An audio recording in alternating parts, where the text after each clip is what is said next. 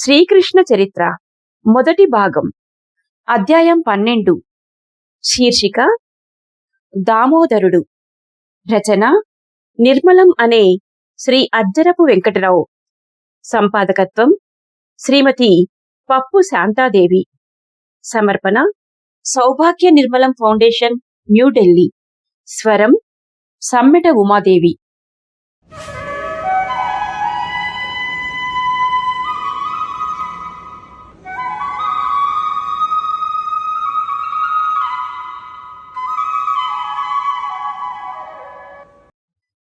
యశోదాదేవి కృష్ణుని తరిమి పట్టుకోవడం కోసం ఎంత ఆయాసపడవలసి వచ్చిందో అతనిని రోటికి కట్టడానికి అంతకన్నా ఎక్కువ ఆయాసపడవలసి వచ్చింది.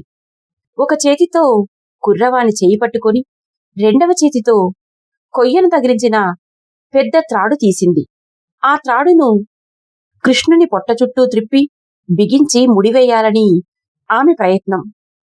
అంత పొడుగు తాడు ఆ బాలకృష్ణుని పొట్ట చుట్టూ తిరగడానికే చాలలేదు. ఇంకో త్రాడు తెచ్చి ముడివెయ్యాలి. దానికోసం లోపలికి వెళ్ళాలి. విడిచిపెడితే బాలుడు పారిపోతాడు. మళ్లీ తను వాని వెనక పరిగెత్తలేను. వానిని కూడా లాగుకొని లోపలికి వెళ్లి త్రాడు తెచ్చి మొదటి త్రాడుతో కలిపి ముడివేసింది. రెండు త్రాళ్లు కలిపితే పొట్ట చుట్టూ తిరిగాయి. ఇక రోటికి కట్టడం ఎలాగా? మళ్లీ అలాగే లోపలికి వెళ్లి మరో త్రాడు తెచ్చి ముడివేసి రోటికి బిగించి కట్టింది. నాకు చేతకాదనుకున్నావా? నీ మాయలకు నేను లొంగుతాననుకున్నావా? ఇంకో ఇన్ని త్రాళ్లైనా తెచ్చి నిన్ను కట్టేస్తాను, ఏమనుకున్నావో అని బెదిరిస్తూ తన ప్రతాపానికి తానే పొంగిపోతూ ఉగుర్చుకుంటూ లోనికి పోయి స్తంభానికి ఆనుకొని నేలమీద చతికిలబడి ఆయాసం తీర్చుకుంటోంది. కృష్ణుని చర్యలను గురించి ఆలోచించింది. మా కన్నా నిండా 6 ఏండ్లైనా లేని చిన్ని బాలుడు కదా, వానిని త్రాటితో కట్టడానికి అంత పెద్ద త్రాడు చాలలేదు. మరో పెద్ద త్రాడు తెచ్చి ముడివేసినప్పటికీ ఇంకో త్రాడు కావలసి వచ్చింది. ఇదంతా విష్ణుమాయ ప్రభావం. లేకపోతే ఇంత చిన్న పిల్లవానిని కట్టడానికి అంత పెద్ద త్రాడు కావాలా? ఇప్పుడైనా మా కన్నా నా ముఖం చూచి కనికరించి కట్టుబడ్డాడు కాని, లేకపోతే రేపల్లలో గల త్రాళ్లన్నీ తెచ్చినా వానిని కట్టడానికి సరిపోవు. తృణావర్తాది రాక్షసులను హతమార్చిన మహామేటిని ఈ కట్లు ఆపుచేస్తాయా వాడు దయదలిస్తే తప్ప అనుకున్నది. హే భగవాన్, నీ లీలలు అద్భుతములు గదయ్యా. ఆదినారాయణ, నీవు లక్ష్మీదేవి కౌగిటిలో కూడా చిక్కవు, సనక సనందాది యోగి హృదయంలో కూడా చిక్కవు. ఈనాడు చిక్కావంటే అది నీ అనుగ్రహమే. భగవాన్, నన్ను అనుగ్రహించు అని నమస్కరించింది. అంతలో మరల మాయామోహం ప్రవేశించింది. కృష్ణుడు చిల్లుకొట్టిన వెన్నకుంట కనిపించింది. వెన్నంతా గల్లంతైపోయింది. కొడుకు మీద కోపం వచ్చింది. తనను ఇంటి చుట్టూ పరిగెత్తించి నానాపాట్లు పెట్టాడు. రోజూ గోపకాంతల ఇండ్లల్లో ఇలాగే అల్లరి చేస్తున్నాడు కాబోలు. ఎంత కష్టం కలగకపోతే వాళ్ళు వచ్చి రాచబిడ్డ మీద ఫిర్యాదు చేస్తారు. తండ్రితో చెబితే కొడుకును మందలించడు సరికదా, పక్కపక్క నవ్వేసి వెళ్ళిపోతాడు. తను కూడా ఊరుకుంటే వాని అల్లరి హద్దుమీరిపోతుంది. పాపం, వాళ్ళ చీరలు దాచివేసి వాళ్లను నానాపాట్లు పెట్టాడట. రోటికి కట్టేశాను కదా, ఇక సాయంత్రం దాకా విప్పేది లేదు. ఎలా అల్లరి చేస్తాడో చూస్తాను అని రోషంతో తల పంకించి అలిసిపోయి పరుండి ఆయాసపడుతోంది యశోద.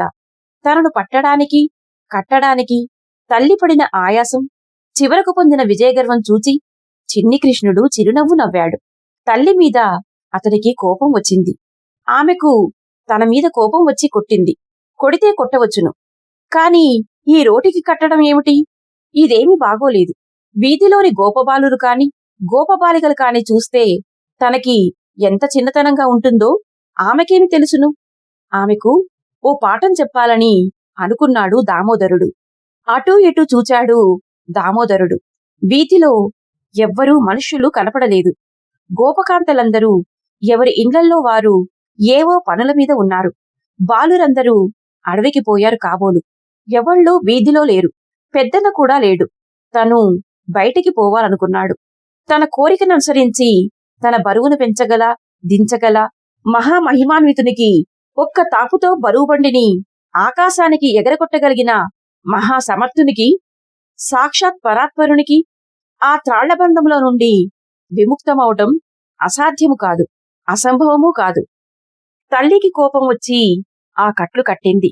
ఆమెకు కోపం పోయి పశ్చాత్తాపము కలిగి ఆమెయే వచ్చి ఆ కట్టు విప్పాలి. అంతవరకు అలాగే ఉండాలని నిశ్చయించుకున్నాడు. అతడు బయటికి పోవాలనుకుంటే ఆ బంధనములు ప్రతిబంధకములవుతాయా? రోలు ఒక భారమవుతుందా?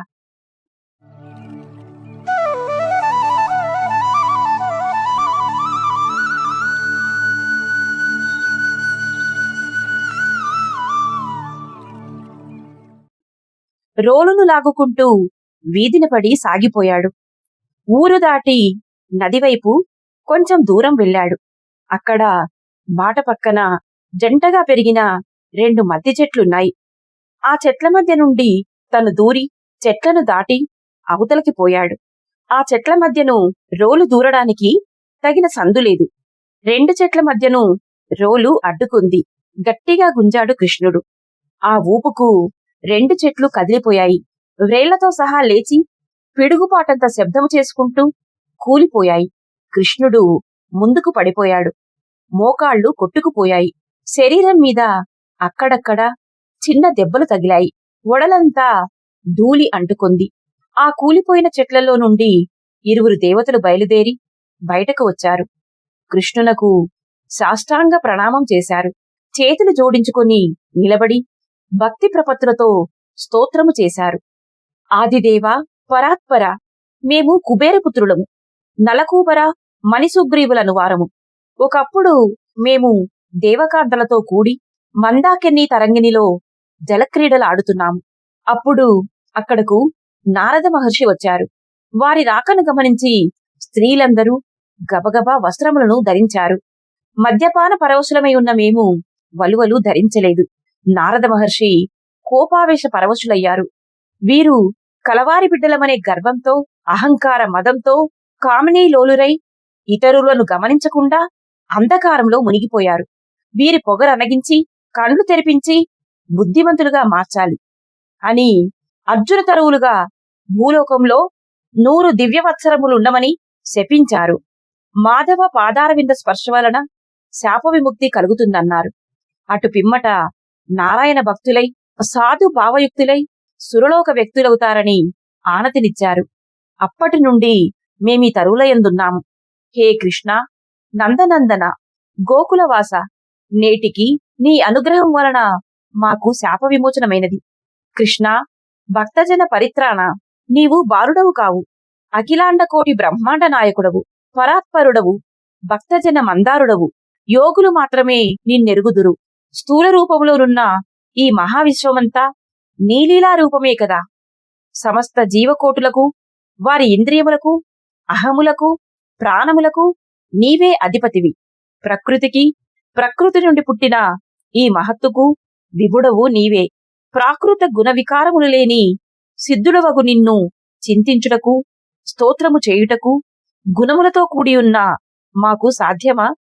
అఖిలేశ్వర, యోగివరేణ్య, విశ్వమంగళ, కవిసన్నుత, వాసుదేవ, కళ్యాణనిధి, ఈ భువనములను సృష్టించి కాపాడుట, భూవిభార నివారణార్థం నీవు అవతరించితివి ప్రభు.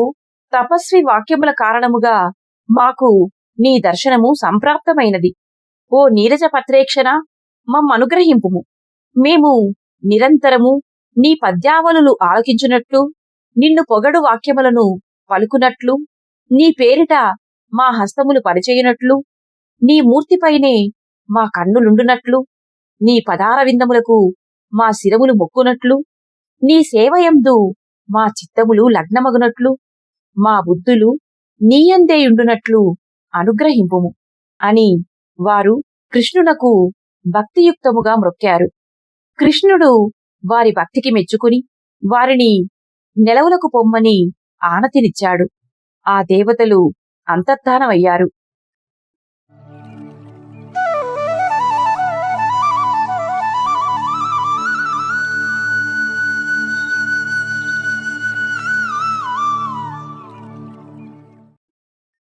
పడిపోయిన రెండు చెట్ల మధ్య రోటికి కట్టబడి నిలబడి ఉన్నాడు బాలకృష్ణుడు.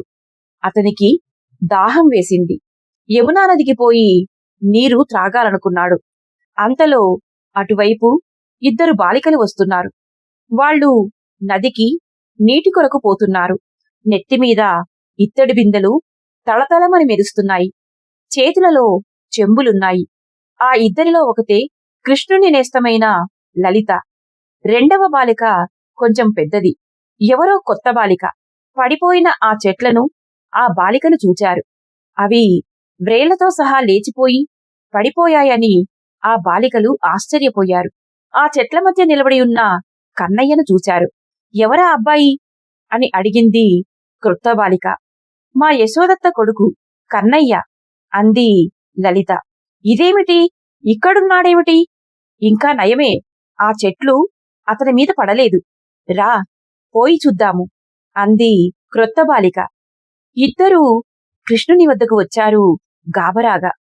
ఇదేమిటి కన్నా, ఇక్కడున్నావు? ఈ చెట్లు ఎలా పడిపోయాయి? నీకీ దెబ్బలేమిటి అని ఆతృతగా అడిగింది లలిత. కన్నా, ఈమె మా అక్క రాధ. బరసన నుండి నిన్ననే వచ్చింది అన్నది.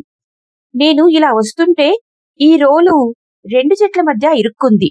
నేను రోలుని లాగాను. ఆ చెట్లు పడిపోయాయి. నేను ముందుకు పడ్డాను. కొంచెం దెబ్బలు తగిలాయి. మరేమీ భయం లేదులే. నాకు దాహం వేస్తుంది. యమునకు పోవాలనుకుంటుంటే మీరు వచ్చారు. లలిత, కొంచెం మంచినీరు తెచ్చిపెట్టు అన్నాడు. అక్కా, నీవిక్కడే ఉండవే, నేను పరుగు పరుగున పోయి రెండు చెంబులతో నీరు తీసుకుని వస్తాను అని లలిత రెండు చెంబులు తీసుకుని యమునకు పరిగెత్తింది.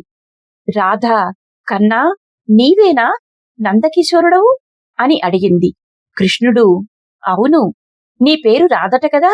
అబ్బా, ఎంత బాగుంది నీ పేరు, రాధ రాధ అని అంటుంటే లోపల నుండి ఏమిటో తెలియని ఆనందం బయలుదేరుతోంది. నీ జుట్టు ఎంత బాగుందో, నీలో నుండి మంచి సువాసన వస్తోంది. కన్నా, నిన్న రాత్రల్లా నిన్ను గురించి విన్నాను. మా లలిత చెప్పింది. ఇక్కడ గోపకాంతలందరూ కథలు కథలుగా చెప్పుకుంటారు నిన్ను గురించి. కృష్ణుడు చిరునవ్వు నవ్వాడు. అవును రాధా, నీవు కూడా ఇక్కడ కొన్నాళ్లుంటే నువ్వు కూడా అలాగే చెప్పుకుంటావు. నేనలా చెప్పుకోను. నిన్నసలు అల్లరే చేయనివను కదా. నిన్ను ఇలా రోటికెవరు కట్టేశారు? అమ్మా. ఎందుకు కట్టేసింది? వెన్న కోతులకు పెట్టారని. అవును, నీవు అందరిళ్లలో వెన్న దొంగిలించి తింటావట గదూ. అంతలో చెంబుతో నీళ్లు తీసుకుని లలిత వచ్చింది. రాధ ఆమె చేతిలోని నీళ్ల చెంబులను అందుకొన్నది. ఒక చెంబులోని నీళ్లు కృష్ణునకు త్రాగడానికిచ్చింది. రాధ ప్రశ్నను విన్నది లలిత. తానే సమాధానం చెప్పింది. అక్కా, ఉత్తదక్కా, కృష్ణుడు వెన్న దొంగిలించాడని కథలు చెబుతారు ఈ గోపికలంతా. అసలు నిజమేమిటో తెలుసునా? కృష్ణుడు చేతితో తీసుకుని తినగా మిగిలిన వెన్నకు మంచి సువాసన వస్తుందట. ఆ వెన్నను మధుర తీసుకుని పోతే మంచి ధర వస్తుందట. కృష్ణుడు వెన్న తినడం వలన వాళ్లకు లాభమేనక్కా. అందుచేతే వాళ్ళు కృష్ణుని చేత వెన్న తినిపిస్తారు. ఒక్కరోజు కోపగించి కన్నయ్య రాకపోతే తహతహలాడిపోతారు. కారణం ఏమిటో తెలుసునా? వాళ్ల సువాసన లేని వెన్నను ఎవ్వరూ కొనరని. కావలిస్తే అమ్మనడుగు, నిజం చెప్తుంది. మళ్ళీ యశోదత దగ్గరికి పోయి గొప్పగా ఫిర్యాదు చేస్తారు. ఈ మాట అంటుంటే లలిత ముఖం గోపకాంతల మీద కోపంతో ఎర్రబారింది. రాధ చాలా విచిత్రంగా ఉన్నదే, ఒకవైపు లాభం పొందుతూ పైగా ఫిర్యాదులా అని అడిగింది. లలిత, మరేమిటనుకున్నావు? ఈ ఊళ్ళో పెద్దవాళ్లందరూ ఇంతే, దురాశా పాతకులు. ఎంత వచ్చినా ఇంకా రావాలనే ఆశ అంటూ కోపంతో చేతులు మూతి వింతగా త్రిప్పుకుంది లలిత. లలిత కోపం చూచి కృష్ణుడు రాధ నవ్వుకున్నారు. కృష్ణునికి తగిలిన దెబ్బలపై తన చేతితో నిమిరింది రాధ. నీటితో తుడిచింది. శరీరం అంటుకొనిన ధూళి దులిపి తడి చేతితో తుడిచింది. ఆ స్పర్శతో ఏదో తెలియని ఆనందం అనుభవించింది. చిరునవ్వు నవ్వాడు కృష్ణుడు. రాధ, ఈ కట్లు విప్పేస్తాను. కృష్ణుడు, వద్దు, ఈ కట్లు అమ్మ కట్టింది, అవి ఆమె తన చేతులతో విప్పాలి అన్నాడు కోపముతో మూతి బిగించి. రాధ చిరునవ్వు నవ్వింది. పున్నమి నాటి పండు వెన్నెల విరబోసినట్లుంది ఆ చిరునవ్వు. కృష్ణుడు, నీవిక్కడ ఎన్నాళ్ళుంటావు అని అడిగాడు. రాధ, రేపో ఎల్లుండో బయలుదేరి బృందావనం వెళ్తాను. ఇంకా అక్కడే ఉంటాము. మా నాన్న బృందావనంలో ఉన్నాడు. కృష్ణుడు, రేపే వెళ్ళిపోతావా? రాధ, అవును కన్నా. నీకు ఎన్నేళ్ళు? కృష్ణుడు, 7 ఏళ్ళు. మరి నీకు? రాధ, 12. కృష్ణుడు, రాత్రి ఆడుకోవడానికి లలితతో నీవు వస్తావా? రాధ, వస్తాను కన్నా. మరి నీవెప్పుడైనా బృందావనం వస్తావా? వస్తాను. నిజంగా? ఓ, నిజమే. కృష్ణుడు అలా రోటికి కట్టబడి ఉండడం లలిత సహించలేకపోయింది. అక్కా, నేను పోయి యశోదత్తను పిలుచుకుని వస్తాను. అత్త వచ్చి ఈ కట్లు విప్పుతుంది. కృష్ణుడు, వద్దు అన్నాడు. కృష్ణుడు బుంగమూతి పెట్టాడు. అంతలో అడవి నుండి ఎవరో అటువైపు వస్తున్నారు. వారి చేత యశోదత్తని రమ్మని కబురు చేసింది లలిత.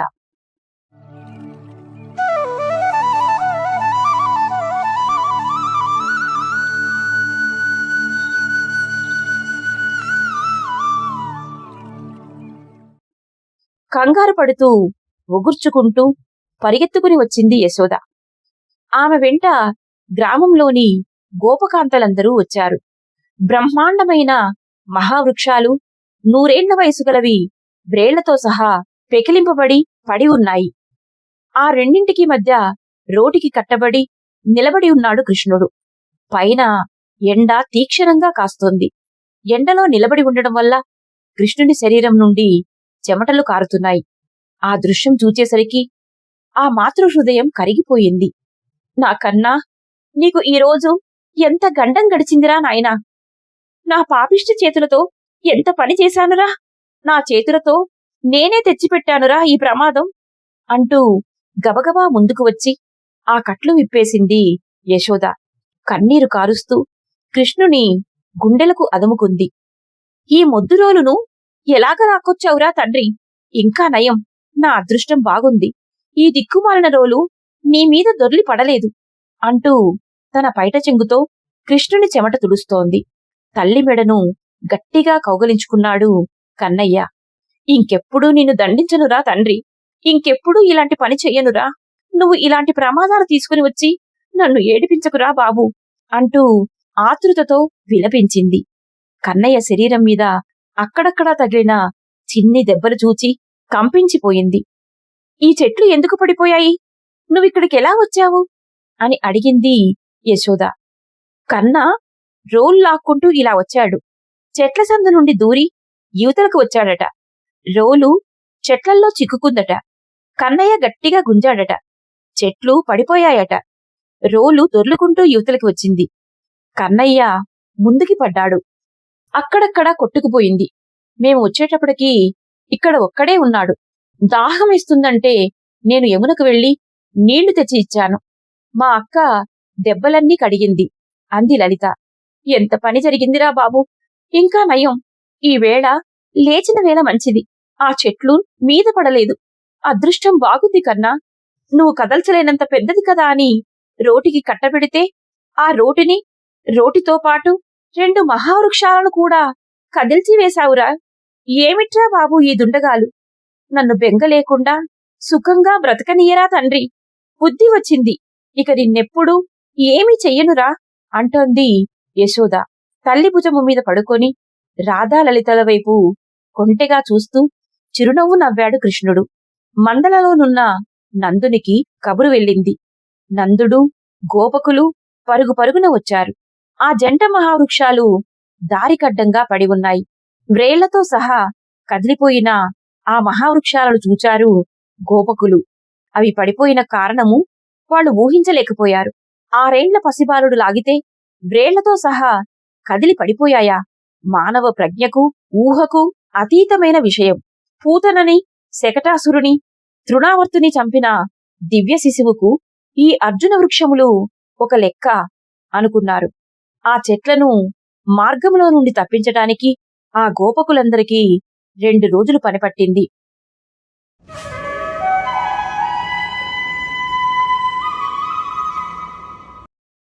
ఇంటికి చేరి కన్నయ్యను చూచి కౌగులించుకున్నాడు నందుడు.